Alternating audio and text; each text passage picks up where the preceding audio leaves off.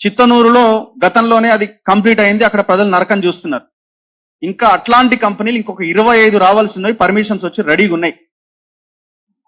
ఇది మనం ఆలోచించాలి. రెండో పాయింట్, చాలా మంది అంటుంటారు ఇప్పుడు ఇక్కడ 2 కంపెనీలు ఉన్నాయి కాటేపల్లిలో. ఒకటి మార్వాడి వాడిది ఒక కంపెనీ ఉంది, రెండోది బీసీకి సంబంధించిన ఇక్కడ రాజేంద్ర నగర్ ఎమ్మెల్యే ప్రకాష్ గౌడ్ కు చెందిన అల్లుడా మనవడికి సంబంధించిన ఇంకో కంపెనీ ఉంది, మహేష్ గౌడ్ కు సంబంధించిన ఇంకో కంపెనీ ఉంది.